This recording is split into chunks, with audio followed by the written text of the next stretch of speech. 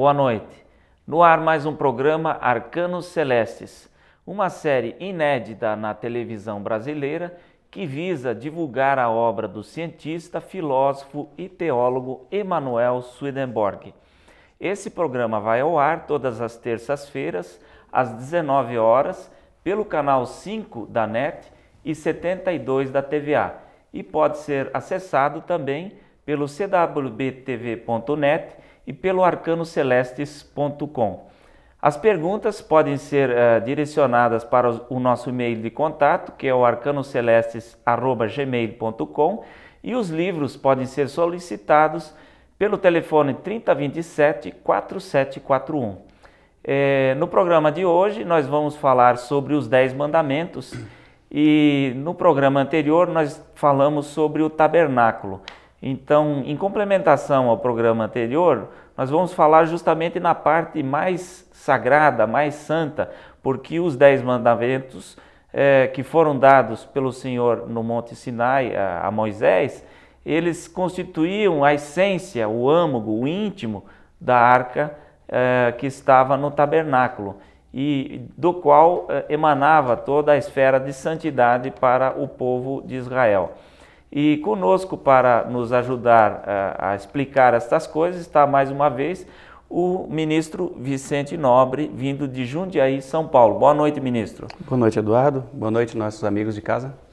Então, a nossa pergunta inicial seria que o ministro nos explicasse, né, em termos gerais, sobre os 10 mandamentos, né? Certo. Primeiramente, Eduardo, antes de entrar na explicação, eu gostaria de ler os 10 mandamentos conforme está no livro de Êxodo, capítulo 20, mas uma versão resumida, para que todos nós nos lembremos dessas 10 leis. Diz assim lá: não terás outros deuses diante de minha face. Não tomarás o nome do Senhor teu Deus em vão. Lembra-te do dia do sábado para o santificar. Honra a teu pai e a tua mãe. Não matarás. Não adulterarás. Não furtarás. Não dirás falso testemunho contra o teu próximo. Não cobiçarás a casa do teu próximo. Não cobiçarás a mulher do teu próximo, nem o seu servo, nem a sua serva, nem o seu boi, nem o seu jumento, nem coisa alguma do teu próximo. Os 10 mandamentos, Eduardo, como todos da religião cristã sabem, né? Eles são chamados de decálogo também. Decálogo porque essa é uma palavra de origem grega que significa 10 palavras, ou as 10 leis dadas pelo Senhor. Ele foi dado em número de 10 porque 10 significa aquilo que é completo, aquilo que é santo, aquilo que é perfeito em todas as suas formas, né? E o decálogo, como nós sabemos, foi dado pelo Senhor no Monte Sinai, foi dado através de Moisés ao povo em Israel, que estava acampado ali, que havia saído do Egito recentemente, e foi dado por meio de diversos sinais, de trovões, relâmpagos, houve terremoto. As pessoas não podiam se aproximar do Monte Sinai, nem tocar no monte, sob perigo de perder a própria vida. E o Senhor, por meio daqueles sinais, Ele queria dizer o quê? Queria que ficasse patente que aquelas leis que estavam sendo dadas a Moisés eram leis divinas, que significava que pecar contra aquelas leis seria pecar contra o próprio Senhor, além de pecar contra o próximo. E eles foram escritos em linguagem hebraica, como nós sabemos, né? E em 2 tábuas. Isso basicamente, né, é o princípio, né? Como os mandamentos foram dados, né, e o que eles representavam. E por que eles foram escritos em pedra, no caso? Eles foram escritos em pedras, nos dizem as doutrinas celestes da Nova Igreja, porque as pedras significam as verdades fundamentais da letra da palavra.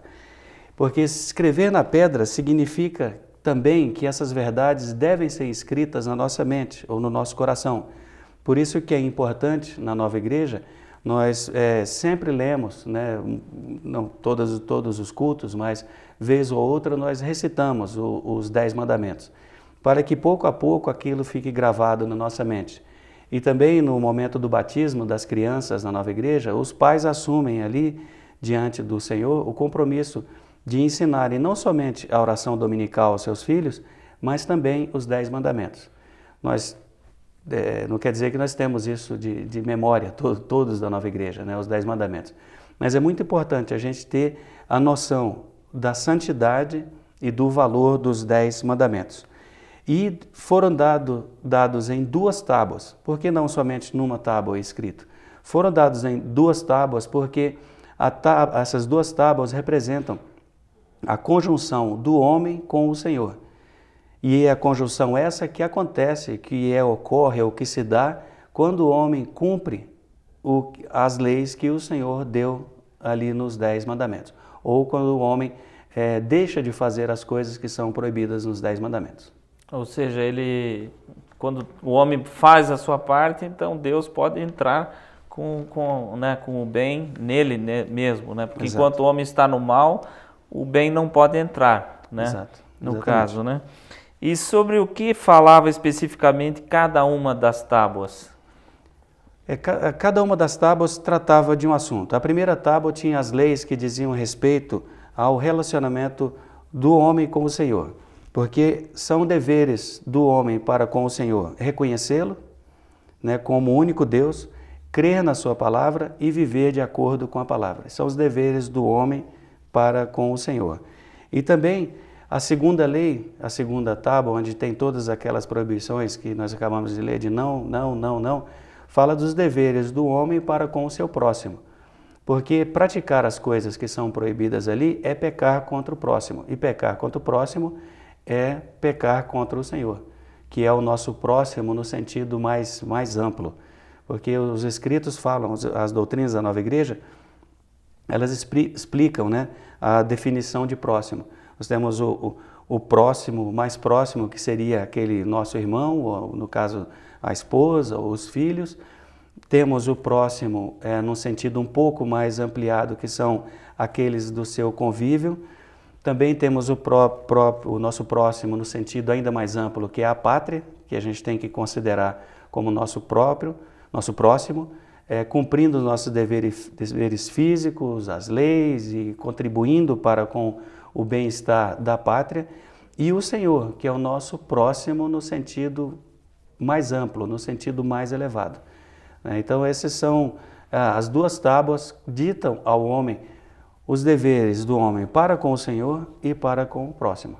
Certo. E essas leis que foram dadas a Moisés e ao povo de Israel, elas foram pela primeira vez dadas ali para eles ou elas já haviam sido dadas para outros povos?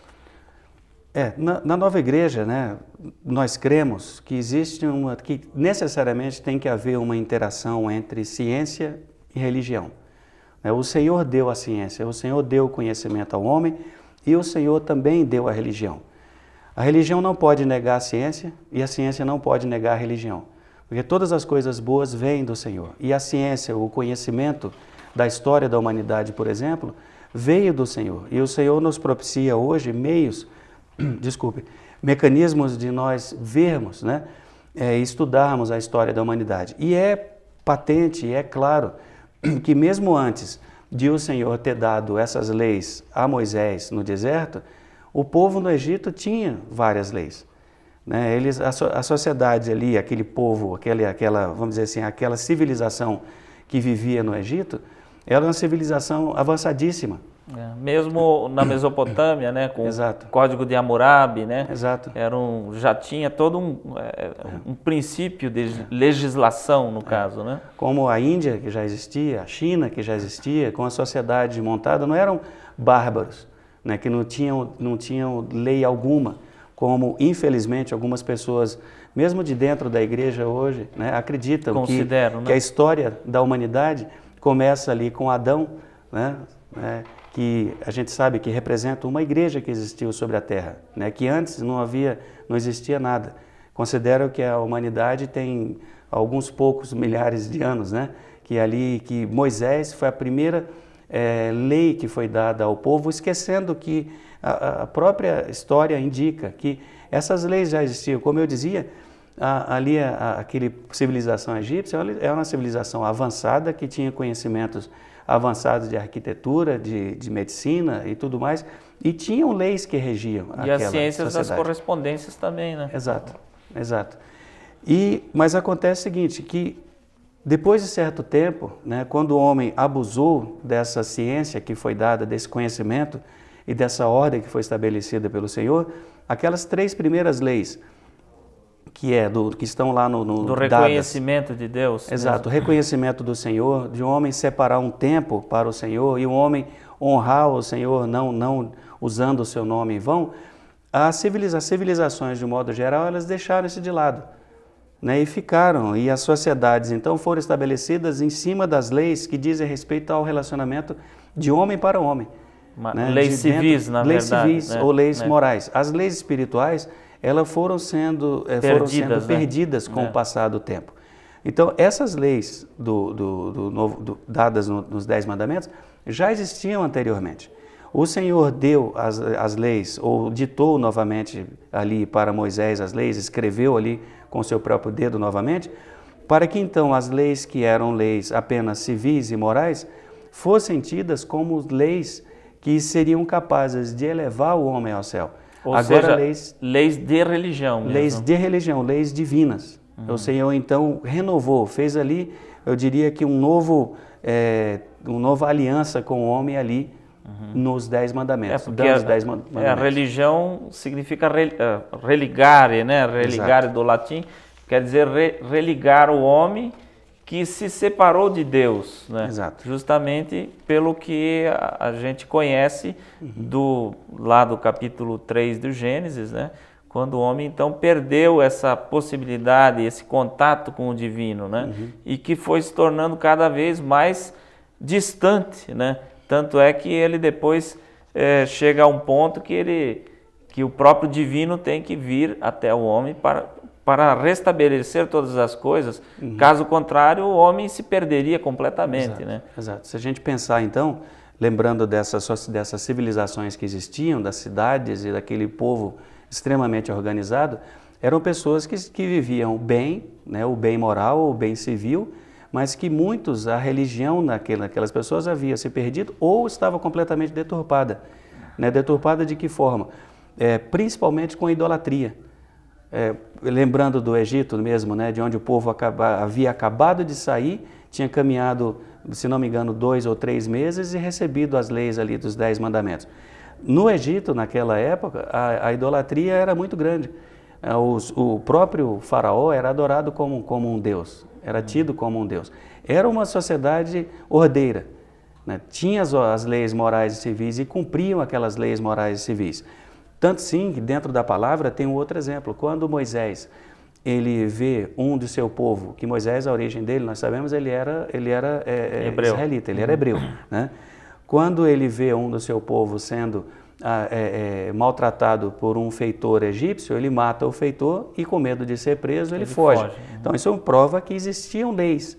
Né? Existia lá no Egito alguém que disse, não matarás, ou mais precisamente, não assassinarás. Ele poderia sofrer as penas da lei se continuasse ali no Egito. Exatamente, por isso ele fugiu, foi para o deserto, ficou 40 anos, voltou para resgatar o povo. Então,